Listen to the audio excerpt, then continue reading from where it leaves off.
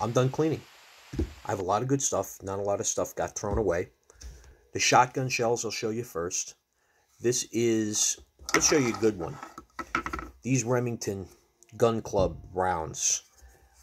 These rounds are practically indestructible. I have lost count how many times I've reloaded these things. They've got good pliable plastic. They're not separated from the metal. The rim on the case head is in good condition, and there's no breaks in the plastic. That's very important, obviously. This is a cheaper round. This is out of a case that I bought from Walmart. $25 case of 100 from Walmart. This I'll probably only get one reloading out of. The crimp on the end is very, very dimpled. It's very worn out of just one shooting. The plastic is a lot cheaper. You could tell just by feeling it that the plastic on these Remingtons are much thicker, whereas these cheap, their Winchester rounds is what they are. And they're very cheap is what they are. They're cheap. So that's that. I'll only get one reloading out of that. This is one that's going in the trash. I had about half a dozen of these. If I could get it in the camera, you can see the white behind it. There's a break in where that shell is crimped. Those are trash. You cannot use this again.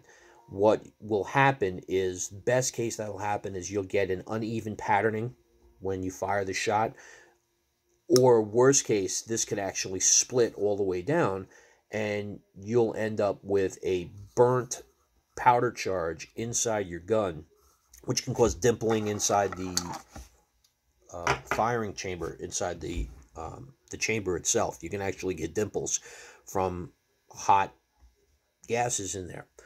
A couple of ones that are real good. My 300 Win Mags. These are all real good. No damage to the rim or anything. These are fired out of a bolt action. My 223s, with the exception of a little bit of marking from the extractor. I have an aftermarket extractor in my 223 AR. These are pretty much good. I didn't have any of these that I'm going to throw away. The Beowulf, these are the first time that they were fired, so I'm learning how this gun patterns with the extractor. The extractors are real strong. There's definitely a cuts in the rims from the extractor. I'm just going to clean them up with a file. There's no reason I can't reload that. This is a good 45 Colt. You can see the 45 Colts are a straight round. Most pistol rounds are. What I mean by straight is they don't have a shoulder up top. They're not shouldered down.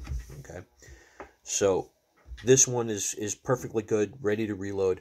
I only had one out of the batch of 110 I think I have in the box.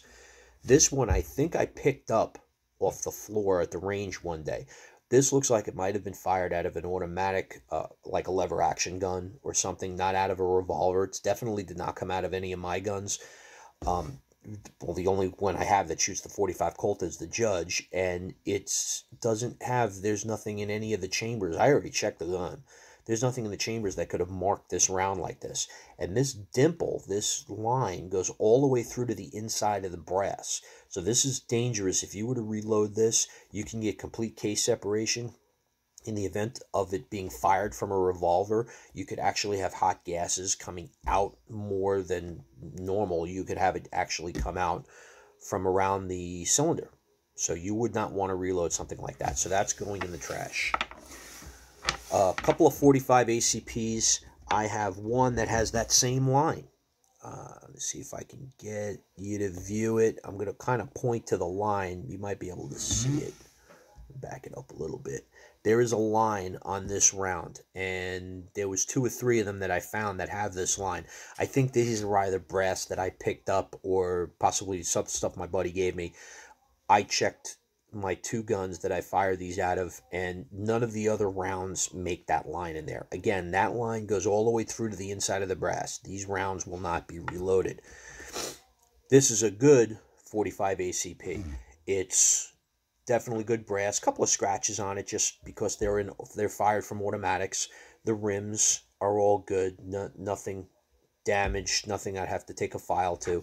And any dents or anything like that, that shell's got a couple of dents and stuff in it, the dents are going to come right out as soon as I resize them in the die as part of the process. So let me get to doing a little bit of inventory and figuring out what I'm going to do. I'm probably going to reload a few of everything.